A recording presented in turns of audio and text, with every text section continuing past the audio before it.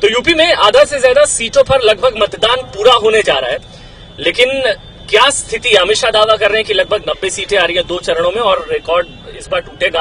हमारे साथ बीजेपी का फायर ब्रांड नेता और गोरखपुर से सांसद योगी आदित्यनाथ है, जो एक रैली के लिए पहुंचे यहाँ पर, और हम भी उन्हीं के साथ हैं। योगी आदित्यनाथ जी, 2 चरणों का चुनाव पूरा होने जा रहा है, लगभग आधे सीटों पर चुनाव पूरा होने जा रहा है। क्या स्थिति है? किस तरफ भारतीय जनता पार्टी बढ़ रही है? देखिए, भारतीय जनता पार्टी बहुत अच्छी बढ़त के साथ 2 चरणों के चुनाव संपन्न होने के बाद आगे चल रही है।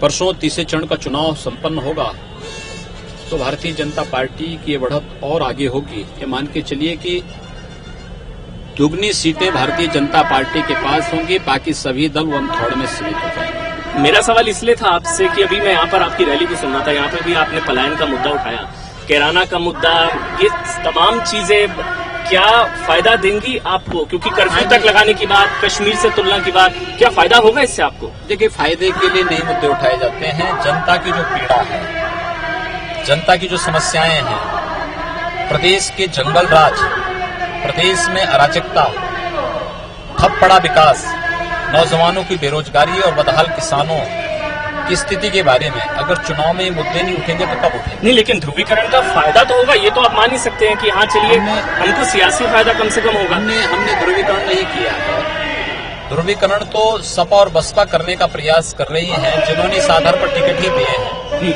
हमने तो जनता की जो पीड़ा थी कि मुजफ्फरनगर के दंगे नहीं होते, बरेली और बदायूं के दंगे नहीं होते, अगर प्रदेश में पहले से कोई एंटी रोमियो स्क्वाड होता, अगर पहले से अधिकारियों की जवाबदेही तय होती तो मुजफ्फरनगर के दंगे नहीं होते या दोषियों के खिलाफ कार्रवाई होती। योगी जी, कंधला और कैराना जैसी घटनाएं नहीं होती अगर किसी डिप्टी कलेक्टर रैंक के अधिकारी की जवाबदेही तय होती, तैनाती होती।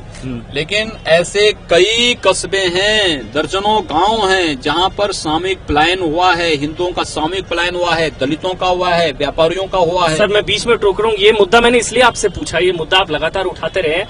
आप जो मुद्दा उठा रहे हैं उसकी जमीन आपके नेता काट रहे हैं। राजनाथ सिंह कह रहे हैं कि कैराना की कश्मीर से तुलना गलत है, हुकुम सिंह कह रहे हैं कि ये हिंदू मुस्लिम का मुद्दा नहीं, लॉ एंड ऑर्डर का मुद्दा है पलायन का।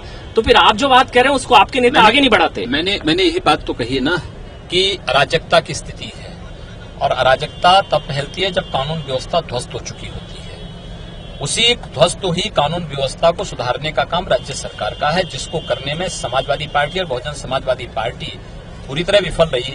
और उन तत्वों को, उन संगठित अपराधों को, जिन लोगों ने प्रदेश में अराजकता पैदा की, जिन लोगों ने पलायन करने के लिए मजबूर किया दलितों को, व्यापारियों को, नौजवानों को, अन्य नागरिकों को, उन लोगों के खिलाफ न सपा ने न बसपा ने कोई कार्रवाई कभी नहीं की। सर, राजनाथ सिंह कह रहे हैं कि कश्मीर से तुलना गलत है, ज्यादा एग्जैजरेशन है कैराना की। वो आप ही के एक और विधायक सुरेश राणा कह रहे हैं कि कर्फ्यू लग जाएगा।